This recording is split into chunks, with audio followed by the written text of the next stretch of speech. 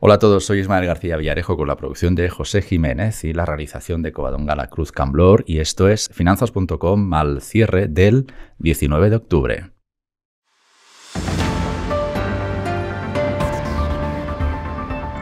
Inversores, muy bienvenidos. Fernando y yo os estábamos esperando. Fernando, bienvenido de nuevo al centro de noticias de Finanzas.com. ¿Cómo estás? Muchas gracias, Ismael, por invitarme otra vez. Nada, no hay que invitarte, pues esta es tu casa. ¿Cómo te voy a invitar a tu casa? Gracias.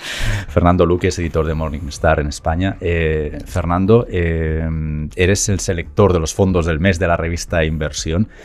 Y además, pues frecuentas nuestro podcast. La última vez que viniste yo creo que repasamos prácticamente todas las categorías y no encontramos fondos que ganaran dinero. Yeah. Puede ser que ahora cuando entremos a los rankings veamos algunas buenas noticias, pero seguramente habrá matices. De todas maneras, me ha llamado muchísimo la atención, Fernando, el fondo que has seleccionado este mes, que es el mítico Kaldemorgen, porque se enfrenta a la jubilación de su fundador. Y sí, ojo, que aquí podemos tener por contagio o un fenómeno similar al que, por ejemplo, pasa en las empresas familiares, ¿no? Que van muy bien mientras la generación fundadora la regenta, pero cuando vamos cambiando de generaciones nos empezamos a meter en problemas. Sí, sí. ¿Tenemos este caso también en este mítico fondo? Sí, sí, a ver, una gestora y un fondo es prácticamente como una empresa, ¿no? ¿Por qué? Porque este fondo, pues digamos, tiene como particularidad pues ser un fondo de autor, ¿no? Como decimos aquí en España. Es decir, que incluso pues el propio nombre del fondo pues hace referencia al gestor, ¿no? Entonces, claro, cuando un gestor de este calibre tiene pensado dejar el fondo, pues puede ser un problema para el fondo, siempre y cuando pues no se, digamos, estudie y analice cómo va a ser esa sucesión, porque evidentemente pues el fondo no va a desaparecer y va a seguir existiendo, ¿no? Entonces esa transición entre el gestor que ya está pues prácticamente pues a las puertas de la jubilación y ese nuevo gestor que va a coger el mando, pues digamos es un periodo pues interesante, un periodo importante, pero tampoco tiene por qué ser un periodo traumático, ¿no? Siempre y cuando, pues decía, esa transmisión pues se haga de forma pues suave, ¿no? Y generalmente pues el que se encarga del fondo una vez que se ha jubilado el gestor estrella, pues muchas veces es pues alguien que ha trabajado muchos años con el gestor, como en el caso del Kaldemorgen, ¿no? No es un caso aislado, ¿no? Porque evidentemente pues los gestores se jubilan. Claro. Pero es verdad que es un tema importante cuando, pues decía, cuando el fondo pues es realmente algo muy representativo del gestor. Bueno, aquí en España hemos tenido el caso de Paramés, claro, de la salida de Paramés. Te iba a comentar justo ese ejemplo. No sé, claro, si es comparable a casos más cercanos como Paramés. Bueno, es comparable en el sentido de que pues cuando sale un gestor, ya sea por el motivo que sea, o por jubilación, como en el caso del Kaldemorgen, pues eso, pues decía, pues puede crear pues alguna incertidumbre en los inversores. Y es normal, ¿no? Porque esta industria, la industria de fondos de inversión y especialmente de la industria de gestión activa, pues es una gestión, digamos, muy intensiva en capital humano. Aquí lo principal es el capital humano. ¿Por qué? Porque pues, Kaldemorgen pues, ha aportado todo su conocimiento pues, a la trayectoria de este fondo. Y claro, cuando se marcha, pues ahí el inversor dice, bueno, ¿qué voy a hacer? Pero muchas veces lo que hemos visto es que la marcha de un gestor no significa necesariamente que el fondo pues, va a cambiar mucho. De hecho, yo creo que pues aquí tampoco va a ser un cambio drástico entre Kaldemorgen y su sucesor. ¿Por qué? Porque el sucesor ya viene aplicando pues, la metodología o la filosofía de Kaldemorgen a este fondo, con lo cual va a ser una transición suave pero no siempre ha sido el caso, ¿eh? Ha habido pues salidas por patas de algunos gestores. Han sido más huidas, más que salidas por patas. Sí. Estoy leyendo que el sustituto de Klaus Kaldemorgen será Christoph Schmidt, y entiendo que Morningstar le dais un voto de confianza porque en el reportaje que publicamos en Inversión tú mismo nos cuentas de tu teclado, iba a hacer de tu puño y letra, pero eso ya no se lleva, de tus dedos y tu teclado, que mantenéis el rating de Silver para las clases de acciones más baratas y también el bronce y neutral en las demás categorías. Sí, o sea que más o menos veis que hay... También es verdad que la jubilación de Klaus está siendo como un poco por fases, ¿no? Por lo que he podido averiguar, ¿no? Sí, a ver, aquí el tema es que es una jubilación anunciada, ¿no? Eso es. Decía que hay gestores que se van por patas y eso sí que crea pues un problema, ¿no? Un problema para la gestora y un problema para los inversores. Pero cuando todo está ya planificado, pues es menos problemático, ¿no? Y en este caso, pues el fondo es verdad que sigue manteniendo pues la misma filosofía que ha mantenido pues en estos últimos años, ¿no? Es un fondo que antiguamente lo teníamos como fondo de gestión alternativa y es verdad que Kaldemorgen utilizaba, por ejemplo, muchas posiciones en oro para un poco proteger la cartera y yo creo que la gran ventaja de este fondo, que lo hemos reclasificado como fondo mixto, pues es que controla muy bien el riesgo, ¿no? Que es algo que hoy en día pues es fundamental, ¿no? El control del riesgo es fundamental, es incluso más importante que la rentabilidad. ¿Por qué? Porque la rentabilidad, pues nadie sabe cuál va a ser la rentabilidad a un año, a 6 meses o a 3 meses, pero el control del riesgo sí que ahí pues se pueden aplicar sistemas por lo menos para reducir ese riesgo, ¿no? Y ahí Kaldemorgen sí que lo ha conseguido. Hablando de rentabilidad, la rentabilidad del Kaldemorgen en lo que llevamos del 2022 es del menos 4,62, está en pérdidas, pero también es verdad que por debajo de la media del sector. Sí.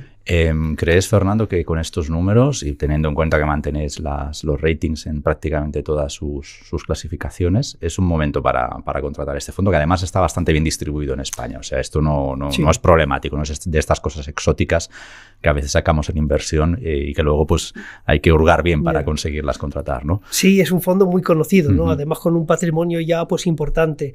Es verdad que ha obtenido pérdidas, pero hay que decir que ha sido, yo diría que los 3 trimestres más duros para los fondos mixtos. ¿Por qué? Porque han perdido, les han dado por todos los lados. Les han dado por la renta variable, que sabemos que ha caído... ¿Cómo va la cosa, no? Claro, que ha caído bastante, pero lo más importante es que la renta fija también ha caído e incluso ha caído prácticamente más que la renta variable, por lo menos en los tramos largos de la curva. Es decir, los bonos a largo y muy largo plazo pues han sufrido mucho y han sufrido casi más que la renta variable. Bueno, no te voy a recordar lo del bono británico a 30 años, que ha sido un desastre, pero eso es el reflejo de que pues, ha sido 3 trimestres muy complicados para la renta variable y para la renta fija. Pero ha habido activos que sí que han podido sacar pues dinero, ¿no? de sus inversiones y especialmente, y yo sé que lo habéis...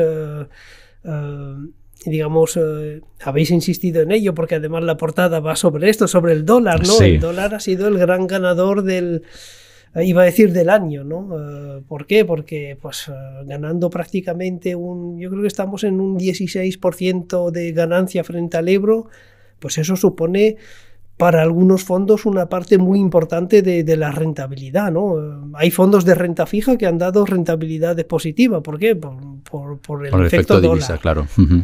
De todas maneras, el Kaldemorgen, Fernando, corrígeme si me equivoco, parece que ha tocado suelo. El primer trimestre perdió el menos 0,51, el segundo el menos 3,29, en el tercero ha corregido el menos 0,87. ¿Es posible que haya tocado suelo ya y por tanto nos estemos perdiendo ahí ya una ventana de entrada en si nos interesa? A ver, yo creo que... un poco para tomar perspectiva del fondo y hablar un poco de las categorías de los fondos mixtos, yo creo que quizás la parte de renta fija sí que ha de alguna forma tocado fondo, ¿no? Es verdad que pues la habían castigado muchísimo. ¿Por qué lo digo? Bueno, porque pues tenemos el 10 años americano pues ya rozando el 4%. No digo que no pueda subir más, ¿no? Pero ya son niveles interesantes, ¿no? Y además interesantes si nos ponemos en una perspectiva de posible recesión a la vuelta de la esquina. ¿Y por qué es interesante para la renta fija? Pues todo lo malo que tiene la recesión, porque en periodos de recesión, en principio, los tipos a largo caen. Y eso favorece a los fondos de renta fija. Por otra parte, pues ya vemos rendimiento en los fondos de renta fija, es decir, no es lo mismo tener un bono al 0,1% que un bono al 4%. Al 4 y pico, sí, por ejemplo. Eso ya te da, digamos, por lo menos rendimiento, y ahí pues es una parte de la rentabilidad. O hablando de los británicos, al 5, al 30 años, ¿no? Claro, sí, lo que pasa es que efectivamente tiene volatilidad, pero también la volatilidad hay que entenderla, que no es lo mismo pasar del 1 al 2%, es decir, una subida de 100 puntos básicos, que pasar del 4 al 5%. El bono americano, por ejemplo, pues puede pasar del 4 al 5% perfectamente, pero la caída que va a recoger, digamos, esa subida de tipos de interés no va a ser la misma que pasar del 1 al 2%. Con lo cual ahí yo sí que veo algo de luz al final del túnel para la renta fija. Para la renta variable soy más escéptico todavía, precisamente por la posibilidad de tener un entorno recesivo prácticamente en este último trimestre, y ya yo creo que va a ser difícil evitar el entorno recesivo. No sé si va a ser una recesión muy fuerte o suave, pero lo más probable es que tengamos recesión, ¿no? Y entonces, en este entorno, la renta variable no suele comportarse bien. Yo creo que hay que esperar, digamos, el peor momento de la recesión para decir, y viendo un poco, digamos, una cierta capitulación por parte de los inversores para decir, bueno, pues aquí ya puede que sea el momento para empezar ya pues a digamos, reinvertir en renta variable. Claro. Fernando, ya que lo comentas, me gustaría recordar a amigos inversores que el escenario base elaborado por Josep Codina, nuestro director de análisis para la revista Inversión, es que hay un riesgo del 60% de que la zona del euro caiga en recesión el primer trimestre del 2023, incluyendo ahí otra geografía importante para nosotros por las exportaciones y todo lo que conlleva, que es el Reino Unido, ¿no? Habría que ver luego, en función de cuán profunda y cuánto tiempo sea esa recesión en el 2023, cómo afecta directamente a la economía española. Pero eso todavía, los datos son muy preliminares y desde luego el gobierno con sus proyecciones no está ayudando demasiado a que los demás observatorios hagamos cuenta fina de cómo va la cosa, ¿no? Claro, es que es muy difícil, ¿eh? Sí, anticipar la recesión es muy difícil. De hecho, siempre sabemos que ha habido recesión a posteriori, ¿no? Sí. Pero yo coincido, ¿no? con Codina, que yo creo que hay más posibilidades de recesión que de, digamos, un aterrizaje suave. Sí. ¿Por qué? Porque los tipos de interés, la subida de tipos de interés hace mucho daño. Hace daño a las empresas, hace daño a los hogares, y es difícil combatir esa subida de tipos de interés, porque además un poco el discurso de los bancos centrales, más de la Reserva Federal que del Banco Central Europeo, es que evidentemente quieren tener una inflación en el entorno del 2%, que yo creo que lo van a conseguir. Sí, pero, van al ritmo de lo conseguirán parando la economía prácticamente. Es que no hay otra forma de conseguirlo. Y luego lo que sí creo que los inversores no consideran demasiado es que no es tocar el 2% y ya pues es la alegría. No, es la perspectiva de que dure, ¿no? Entiendo. Claro, ese es el asunto, ¿no? De que la Fed quiere realmente mantener ese 2% de inflación, o ese nivel, digamos, objetivo, pero para eso van a tener que mantener los tipos de interés altos durante pues un cierto tiempo. Quiero decir que no es tocar el 2% y ya pues bajamos los tipos de interés, no.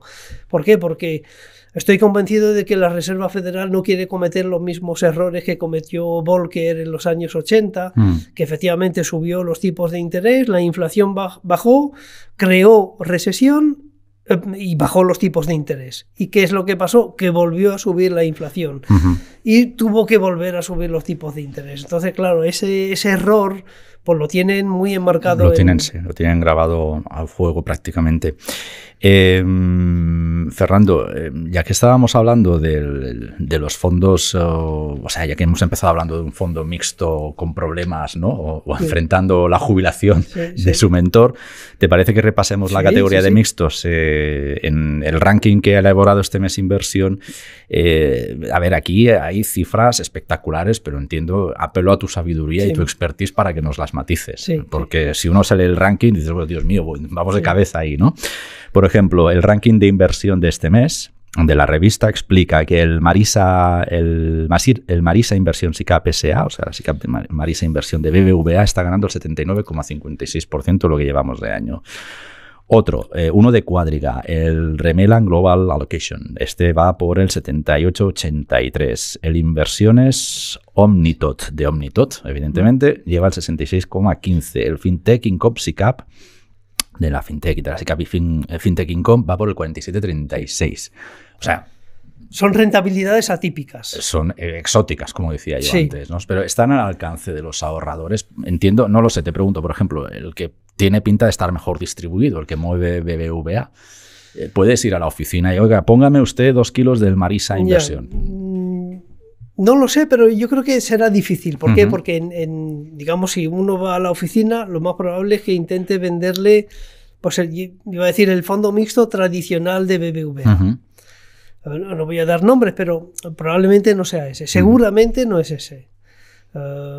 Pero yo creo que ahí hay que un poco pues, buscar cuál es la plataforma que pueda distribuir este fondo si uno está interesado en este fondo. Que, ojo, son rentabilidades pasadas y, como decimos siempre, no quedan garantizadas, claro, eso es. Sí. Porque, claro, para obtener esa rentabilidad, obviamente el gestor ha tenido que hacer algo, no voy a decir extraordinario, ¿no? Pero fuera de lo normal. Podemos decir de mayor riesgo al habitual. Sí, claramente, sí. Ahí pues ha tomado más riesgo y más riesgo dentro de un segmento que ha podido hacerlo muy bien. Pues yo qué sé, pues estoy pensando en materias primas, por ejemplo, que en este último año pues sí que han pues obtenido ganancias importantes. Pero claro, eso supone un riesgo también. Pero el que se quede también en renta fija largo y la renta fija largo está cayendo, también está asumiendo un riesgo, con lo cual pues hay que aplaudir a los gestores que obtienen rentabilidades, aunque sean extraordinarias, por lo menos han asumido riesgo. Lo importante es que el partícipe pues sea consciente de ese riesgo que asume, claro. Y claro, para obtener ese tipo de rentabilidad, como decías, tienes que asumir más riesgo de lo normal. Bueno, voy a dar un dato que es el de la volatilidad, que también es, vamos a decirlo, exótica, por seguir ya con el adjetivo, ¿no? Pero el Masira, perdón, que estaba diciendo yo, Marisa, no, Masira Inversión SICAP SA de BBVA, repetimos, está en el 79,56, pero con una volatilidad del 32,59. O sea que... Te voy a decir una cosa, a mí no me gusta el dato de volatilidad. Bueno, a mí tampoco, pero prefiero que lo digas tú. No, primero porque es un dato difícil de entender para el inversor que nos está oyendo. Un 30%, dice, vale, pero eso es mucho, es poco. ¿Esto cómo se compara con un fondo de renta variable? Bueno, un fondo de renta variable pues tendrá un 20% de rentabilidad. Pero hay que saberlo, ¿no? Si no, estás un poco ahí, bueno, sí, es mucho, pero ¿cuánto es poco y cuánto es mucho? Y luego no me gusta el dato de volatilidad porque, mira, te voy a coger un ejemplo. Yo qué sé, un fondo que sube un 5% todos los meses, ¿qué volatilidad tiene? Cero. No tiene volatilidad y es lo que queremos. Porque muchas veces decimos, tiene mucha volatilidad, con lo cual la rentabilidad va a ser muy alta, ¿no? La rentabilidad puede ser muy alta, como en el caso de los fondos mixtos que han mencionado, o puede ser muy baja. Un fondo que ha perdido, pues yo que sé, un 40%, a lo mejor también tiene una volatilidad de más del 30%. Quiero decir que el dato de volatilidad es difícil de interpretar, ¿no? Por ejemplo, cogí el caso de un fondo que sube un 5% todos los meses, volatilidad cero. Pero un fondo que baja todos los meses un 5%, o sea, algo horrible, también tiene una volatilidad del 0%.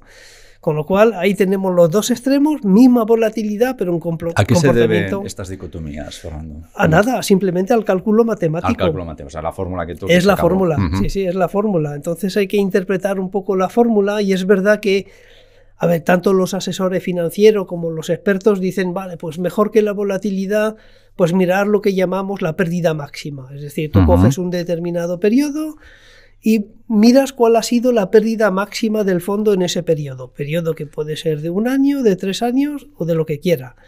Y ahí sí que puedes comparar lo que es realmente el riesgo del fondo, porque el riesgo del fondo no es la volatilidad, el riesgo del fondo es la posibilidad de perder dinero. Vamos, si te parece, volvemos al Caldemorning y hacemos el ejemplo porque tengo los datos aquí, que voy a pedir a nuestra mesa de realización que los sobreimpresione en cuanto pueda.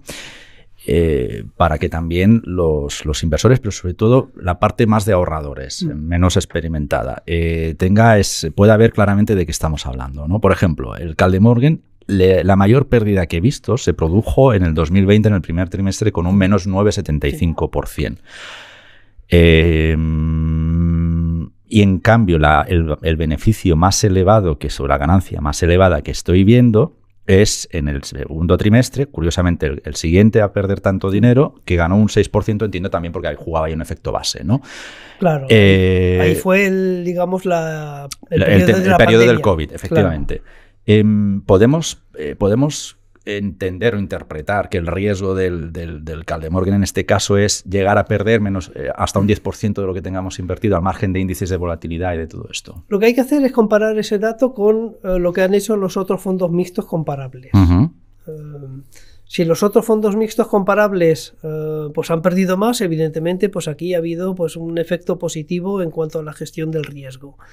Si ha perdido más, pues habría que ver también por qué ha perdido más, ¿no? Porque a lo mejor pues ha apostado más por acciones que por renta fija, pero te digo que este fondo tiene más bien un perfil defensivo, porque viene un poco con la mentalidad esta de los fondos que llamamos patrimonialistas, es decir, que intentan proteger el patrimonio, proteger el capital, no perder demasiado, aunque evidentemente pues hay momentos de mercado donde pues es difícil evitar las pérdidas, ¿no? No digo que sea imposible, porque hay fondos mixtos que pues han obtenido en ese periodo pues una pérdida menor, pero forma parte del perfil de rentabilidad-riesgo del fondo. Si salimos del periodo COVID, la mayor pérdida que estoy viendo es en el cuarto trimestre del 2018 del menos 3,94%. O sea, a priori, sobre el papel, sin tener en la cabeza todo el universo de los mixtos, parece un buen fondo, ¿no? Sí, es un buen fondo. Muy bien. Una última pregunta, Fernando. Dedicamos la portada del suplemento de fondos este mes a los expuestos a la temática de salud. ¿Cómo lo ves? ¿Cómo lo percibís en Morningstar esta temática? Bien, lo que pasa es que nosotros somos muy positivos en todo. Eso es verdad. Te voy a decir por qué. Porque vemos valoraciones atractivas en prácticamente todos los sectores. Y es algo poco frecuente, Generalmente, pues yo qué sé, si nos remontamos a 1 año o 2 años, pues ahí te hubiera dicho, pues hay sectores baratos y sectores caros, como la tecnología, que considerábamos que estaba cara. Pero ahora vemos valoraciones atractivas en prácticamente todos los sectores. Y además no vemos grandes diferencias de valoración entre un sector y otro. Ahora bien, el sector salud tiene como característica que es un sector defensivo, que yo creo que lo está haciendo mejor que el mercado en su conjunto, y yo creo que debería seguir haciéndolo mejor en términos relativos. Con lo cual ahí sí que yo creo que es una apuesta interesante. Luego ahí vemos compañías que reparten buenos dividendos, es un sector, digamos, con una buena rentabilidad por dividendo, quizá no tan alta como las utilities o las energéticas, pero ahí en términos de valoración vemos cosas atractivas, pero repito, lo vemos un poco en todos los sectores, ¿no? Es algo, te iba a decir poco frecuente, porque seguimos teniendo, si miramos lo que es la evolución histórica de las valoraciones, diferencias entre sectores, y lo que vemos ahora es que, por lo menos según los analistas, hay muchas cosas muy baratas, tanto en Europa como en Estados Unidos. Nuestros analistas, mis compañeros en la planta 6, en la redacción de la revista, destacan que con los fondos de salud conseguimos diversificación y un cierto grado de protección. ¿Son virtudes que hay que buscar en este momento, a tu juicio? Sí, especialmente para un inversor español, ¿no? Porque el inversor español, iba a decir de toda la vida, suele tener un sesgo país, es decir, suele tener bien a través de fondo, bien a través de acciones individuales, un peso mayor en renta variable española que cualquier inversor europeo. ¿Cuál es el problema de la renta variable española? Que no está bien diversificada. Es verdad que tenemos bancos, tenemos eléctricas, tenemos una petrolera, comunicación, pero a nivel salud aparte de Grifols, hay muy poca representación dentro del universo de valores españoles, ¿no? Entonces, incorporar un sector dentro de una cartera que tiene un peso, yo diría, digamos, superior a la normal en renta variable españolas, evidentemente tiene sentido, ¿no? Es ahí donde, porque claro, me dice, voy a incorporar el sector bancario. Y dice, ya, pero es que la renta variable española, el IBEX, ya está cargado de bancos. Sí, no hace falta quizá. Claro, no hace falta. Y aquí sí que el sector aporta una diversificación interesante para el inversor. Pues Fernando Luque, editor de Morningstar en España y selector, perdona que te haya investido con este nuevo cargo del fondo del mes en la revista Inversión. Muchísimas gracias por hacer podcasting con nosotros esta tarde. Muchas gracias, Ismael. Y a vosotros, amigos inversores, seguid pendiente de las claves en la apertura de mercados, que es el próximo episodio en este canal, con Alejandro Ramírez y sus hechos relevantes, disponible a partir de las 7 de la mañana de mañana. Nosotros nos reencontramos al cierre de los mercados europeos. Muchísimas gracias por el privilegio de vuestro tiempo. Hasta la próxima.